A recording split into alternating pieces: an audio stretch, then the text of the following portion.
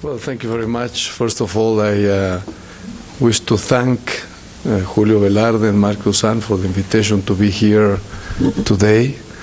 And I also have to say I am very grateful for the opportunity to visit Arequipa. It has been an extremely pleasant surprise to see all the monuments that you have here. And I also wish to thank the staff of the Banco Central de Reserva del Perú, which has been involved in the organization of this meeting. I have to say that it has been impeccable. It has made life for us very pleasant here. So thank you very much to all of you. Well, the topic is the global financial safety net. I have to say my presentation has been made much easier by the comments that were made by Mr. Lin. What we have seen after the global financial crisis is a number of weaknesses in the international financial system which have become more evident. And one of the most important among them is precisely related to the global financial safety net. At the beginning of the global financial crisis, what we saw was a number of liquidity problems among advanced and emerging market economies. And this underlined, of course, the need for better mechanisms to provide with adequate liquidity to the global economy in times of distress. And this is very important, as Mr. Lin was mentioning before, not only for crisis resolution purposes, but also, and perhaps even more important, for crisis prevention. The global financial safety net has transformed a lot following the global financial crisis. What we have seen, and this was mentioned by Mr. Lin, is a substantial accumulation of international reserves, a major transformation of the fund in terms of amount of resources available, but also in terms of the financial facilities. We have seen the creation of additional regional financial arrangements, but at the same time a strengthening of the existing ones. And we have also seen a proliferation of central bank bilateral swap arrangements. In this context, what we have seen basically is an evolvement of a global financial safety net that was dominated by reserves and the International Monetary Fund to one in which we have a higher role for regional financial arrangements and bilateral credit swaps between central banks. Now, we still see, of course, a lot of challenges for the global financial safety net. To start with, the graphs presented by Mr. Lin show it very clearly. The most important part of the additional financing potential of the global financial safety net has come from reserve accumulation. Secondly, what we see is that we don't have an adequate country coverage. Third, we have seen a proliferation of, I mentioned before, regional financial arrangements, bilateral credit swaps, and so on. So we have seen more fragmentation of the global financial safety net, and this, of course, gives rise to coordinating problems. We also see costs, financial, for instance, through the accumulation of international reserves, but also political, and this is mostly related to the stigma related to the use of fund resources. I will go back to this. And then an additional element that we see is that most of the layers of the global financial safety net do not have a conditionality structure, and this gives rise, of course, to perverse incentives, to the risk of moral hazard. And we have, as Mr. Lin was saying, and we have been discussing this during the last day and a half, a situation of a global economy which is going through a very difficult situation. We have slow rates of growth, doubts about the potential of growth of the world economy.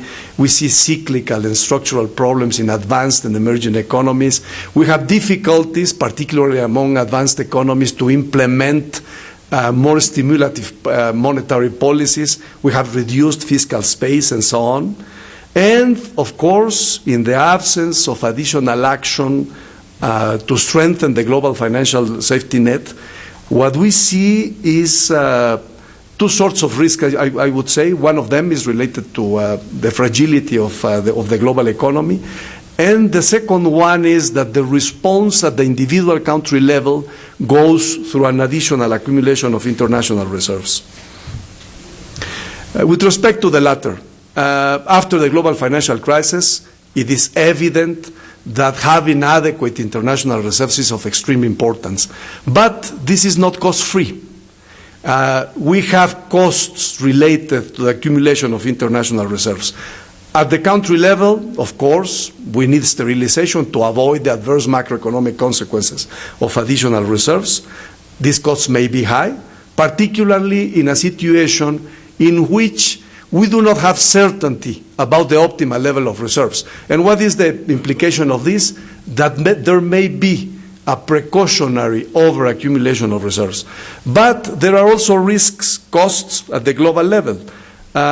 Accumulating reserves implies, of course, an additional saving effort at the level of at the country level, and this may contribute to global current account imbalances, to downward pressures on the international interest rates, distortions in the valuation of assets, more leverage at different levels, a search for yield, and so on. And the end result of all of this is a more fragile international monetary financial system. What should the international community do to strengthen the global financial safety net? Well, my point of view is that any strategy in this direction should have the International Monetary Fund at the center. And why is this? Well, I think the fund is in a unique position to play this role for a number of factors. One of them is, of course, the amount of financial resources they have available. Second, the combination of financial instruments that the fund has. Third, the fund has, of course, a staff which is very competent and which has a lot of experience. However, we cannot be sure now that the fund is already in a position to play this role. It needs reinforcement in a number of areas, and I would point in particular here to three of them. First of all, the fund needs adequate resources. We have had finally, at the beginning of this year, an increase in quotas under the 14th General Review. This is indeed a major step. It is the largest increase in quotas at the fund ever. However, there are still a number of issues here. First of all, the lending capacity of the fund compared with the situation that we had before. That is to say, the previous quotas plus the borrowing agreements that we had in place is negligible. Secondly, if you take a look at the indicators, at the traditional indicators of the adequacy of fund resources, that is to say, quotas as a share of global GDP, quotas as a share of international reserves, quotas as a share of the external flows of trade and financing and so on, you will see in all of them that there is a downward trend. That is to say, the conclusion is we need additional quota resources. An additional element that has to be taken into consideration. The quota has to remain, of course, the fund has to remain, of course, a quota-based institution. But borrowing may be useful under some circumstances, and that has been proved recently. Now, we have some uncertainty regarding to what extent is it sure that we are going to have a renewal in time of the new arrangements to borrow. Secondly, the bilateral borrowing agreements that were implemented in 2012. Are they going to be renewed or not? So this gives a situation in which we are not totally sure about what the lending capacity of the IMF is going to be going forward. I mentioned before, we are going through a situation in which we have a lot of uncertainty about the evolution of the world economy. This, of course, introduces the possibility of deeper, longer, more frequent crises.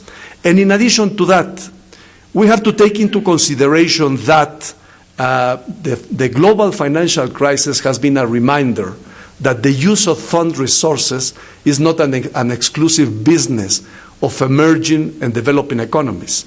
Advanced economies may need resources from the fund too, and this implies, of course, an additional potential demand of resources for the fund. Second element, financing instruments. Here again, there has been a lot of progress to streamline the fund financial facilities since the emergence of the global financial crisis. We have new instruments available, and I would underline in particular those that have been aimed at crisis prevention, and particularly the flexible credit line and the precautionary liquidity line. The problem is that demand for these resources has been modest. And what is the reason for this? There is, of course, the possibility always of improving the features of these facilities. But I don't have the impression that this is the main problem that we are facing here. Take the case of the flexible credit line. The financing that you have available through the flexible credit line, the access, the conditions, and so on, would have been simply unthinkable before the global financial crisis. And yet, we have only 3 countries using the flexible credit line.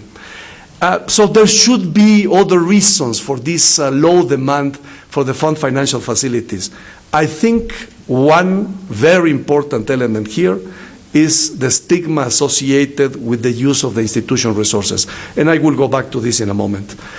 I think it is relevant to speak a bit about my country's experience, because we have been using the flexible credit line since 2009. I would say it has been extremely beneficial for Mexico to preserve macroeconomic and financial stability as a result of a combination of elements. First of all, the availability of a substantial amount of external financing in case it is needed. Second, we have needed to accumulate less international reserves, and this, of course, has implied savings for Mexico. Third, we have an endorsement of Mexico's economic policy under the most strict fund standards. And finally, an element of self-discipline, which is also important to take into consideration. You know that leaving the flexible credit line under difficult circumstances would be extremely costly, and therefore the authorities are compelled to be strict in economic policy. And I would add to this that in terms of stigma, the cost for Mexico has been basically zero. It has been very well taken in general by the political system. Third element, legitimacy of the fund. The fund has to be seen as a legitimate institution.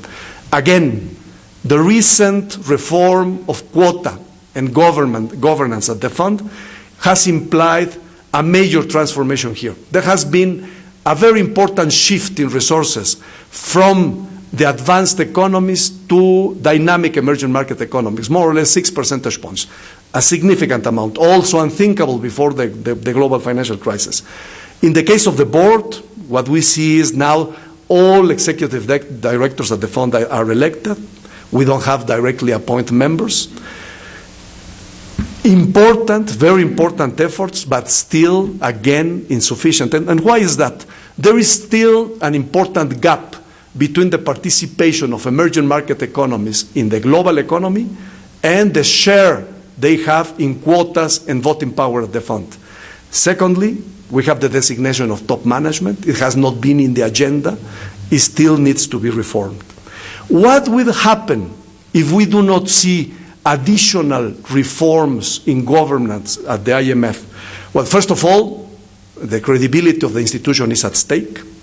Second, we may continue to see the proliferation of additional schemes for international cooperation, like the ones we have seen particularly led by China.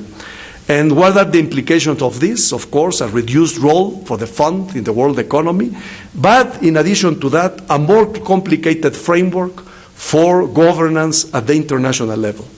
Now, it is clear that an efficient global financial safety net cannot depend on IMF resources alone. We need an adequate functioning of the other layers. Let me say a few words about bilateral swap arrangements. As was mentioned by Mr. Lin already, the number of these arrangements increased sharply in the early years of the global financial crisis. They have played a crucial role in stabilizing markets, particularly in the early years of the crisis. They have other features that make them very attractive, in particular the speed of access and the low cost. And then, under these circumstances, it is not surprising that there have been calls for an institutionalization of bilateral swap arrangements. The most important calls, I think, were made by Korea when they had the chair of the G20. And my view is this is a sensible proposal. Bilateral swap arrangements need to be a credible source of liquidity needed. For this, we need to have ex-ante arrangements. Are ex-post arrangements useful? Yes, they are. but they do not meet to the same extent the requirements that would be needed to have an institutionalized framework. Now, there are of course risks related to bilateral swap arrangements. They are not completely covered by the use of collateral because collateral suffers in case of a crisis. There is also a concern that ex-ante arrangements may give rise to some moral hazard. And as a result of this, advanced economies have in general preferred to follow an approach of constructive ambiguity. My view is that the potential contribution of an ex-ante network of bilateral swap arrangements would be very important for the global financial safety net, and that we should be looking for additional ways to try to get to this institutionalization of swap arrangements. What can be done here? One proposal that has been put forward is to create a mechanism that includes qualification criteria, sanctions, monitoring, with a joint coordination by central banks and the IMF. Difficult, yes. There is an additional option. I think it is simpler. That is to condition access to swap arrangements to a sort of IMF staff of approval, which can be a formal arrangement at the fund or any other means of approval which is acceptable to the participating economies. This has costs, of course. This has costs in terms of speed of access and, again, the issue of stigma. But the thing is that even a scheme, a framework like this would be better than the status quo. And then regional financial arrangements. They have existed for many years, but their importance, it has already been mentioned, has increased substantially following the global financial crisis. Can they make a contribution to the functioning of the safety net? I definitely think they can. There is an increased amount of resources available through them to face potential crisis. If you take a look at the figures, if you took a look at the graphs that were presented by Mr. Lin, in fact, the estimate is that at least in theory, the amount of resources that you have available through regional financial arrangements is somewhat similar to those available at the International Monetary Fund. And I'm saying at least at least in theory, because there are a number of restrictions on the use of these resources that I will refer immediately. Secondly, these arrangements tend to have, for natural reasons, a better understanding of the participating economies, and therefore ownership of any program related to the use of resources here would be made easier. They be crucial in times of stress. In the case of the European stability mechanism is very clear here. However, they are also affected by a number of shortcomings. The resources are unequally distributed. There are many countries who do not have access to regional financial arrangements. Second, they have been thought as arrangements which can support individual countries in the case of crisis, but the funds they have available are not sufficient in case of a crisis of a regional or of a global nature, of course. Third, and this is related to the caveat that's why I was making before about the comparison of the resources available through these arrangements and the International Monetary Fund, the flexibility in the use of the resources is not very clear. And an additional element is, beyond the European stability mechanism, most of them have not really been tested. So there is a lot of uncertainty to what extent countries will have access to enough resources under these arrangements. Recommendations of a general nature. It is very difficult to make them. Why? Because we are talking about a very heterogeneous group. My view is that the most important action of a recommendation of a general nature would be to set in place the condition for a proper coordination with the IMF. We have seen several recommendations here, including at the level of the G20, and we have also a very valuable experience of the European stability mechanism and the coordination with the IMF, but the reality is that we do not yet have a formal framework of cooperation between the fund and regional financial instruments. That contemplates a rational distribution of responsibilities and, of course, a proper assimilation of synergies.